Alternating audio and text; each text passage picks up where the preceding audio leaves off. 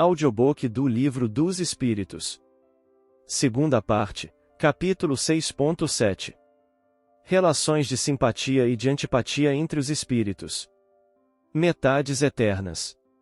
Questões 291 a 303. 291. Além da simpatia geral, oriunda da semelhança que entre eles exista, votam-se os espíritos recíprocas afeições particulares? Do mesmo modo que os homens, sendo, porém, que mais forte é o laço que prende os espíritos uns aos outros, quando carentes de corpo material, por que então esse laço não se acha exposto às vicissitudes das paixões? 292. Alimentam ódio entre si os espíritos? Só entre os espíritos impuros há ódio e são eles que insuflam nos homens as inimizades e as dissensões. 293. Conservarão ressentimento um do outro, no mundo dos espíritos, dois seres que foram inimigos na terra? Não, compreenderão que era estúpido o ódio que se votavam mutuamente pueril o motivo que o inspirava. Apenas os espíritos imperfeitos conservam uma espécie de animosidade, enquanto se não purificam. Se foi unicamente um interesse material o que os inimizou, nisso não pensarão mais, por pouco desmaterializados que estejam. Não havendo entre eles antipatia e tendo deixado de existir a causa de suas desavenças, aproximam-se uns dos outros com prazer. Sucede como entre dois colegiais que, chegando à idade da ponderação, reconhecem a puerilidade de suas dissensões infantis e deixam de se malquerer. 294. A lembrança dos atos maus que dois homens praticaram um contra o outro constitui obstáculo a que entre eles reine simpatia?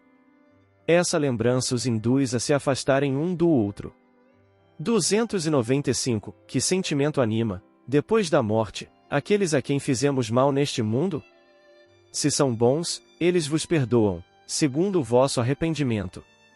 Se maus, é possível que guardem ressentimento do mal que lhes fizestes e vos persigam até, não raro, em outra existência. Deus pode permitir que assim seja, por castigo. 296. São suscetíveis de alterar-se as afeições individuais dos espíritos? Não, por não estarem eles sujeitos a enganar-se.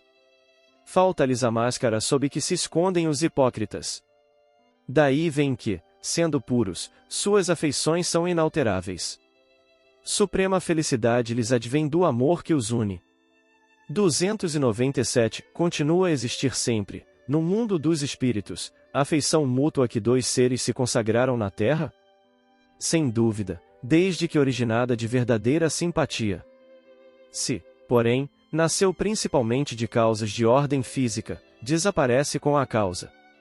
As afeições entre os espíritos são mais sólidas e duráveis do que na terra, porque não se acham subordinadas aos caprichos dos interesses materiais e do amor próprio. 298. As almas que devem unir-se estão, desde suas origens, predestinadas a essa união e cada um de nós tem, na alguma parte do universo, sua metade, a que fatalmente um dia se reunirá? Não há união particular e fatal, de duas almas. A união que há é a de todos os espíritos, mas em graus diversos, segundo a categoria que ocupam, isto é, segundo a perfeição que tenham adquirido. Quanto mais perfeitos, tanto mais unidos. Da discórdia nascem todos os males dos humanos, da concórdia resulta a completa felicidade. 299. Em que sentido se deve entender a palavra metade, de que alguns espíritos se servem para designar os espíritos simpáticos? A expressão é inexata. Se um espírito fosse a metade de outro, separados os dois, estariam ambos incompletos. 300. Se dois espíritos perfeitamente simpáticos se reunirem, estarão unidos para todo o sempre, ou poderão separar-se e unir-se a outros espíritos? Todos os espíritos estão reciprocamente unidos. Falo dos que atingiram a perfeição. Nas esferas inferiores, desde que um espírito se eleva, já não simpatiza como dantes, com os que lhe ficaram abaixo. 301. Dois espíritos simpáticos são complemento um do outro, ou a simpatia entre eles existente é resultado de identidade perfeita? A simpatia que atrai um espírito para outro resulta da perfeita concordância de seus pendores e instintos. Se um tivesse que completar o outro, perderia a sua individualidade. 302. A identidade necessária à existência da simpatia perfeita apenas consiste na analogia dos pensamentos e sentimentos, ou também na uniformidade dos conhecimentos adquiridos? Na igualdade dos graus de elevação. 303. Podem tornar-se de futuro simpáticos, espíritos que presentemente não o são? Todos o serão. Um espírito, que hoje está numa esfera inferior, ascenderá, aperfeiçoando-se, a em que se acha tal outro espírito.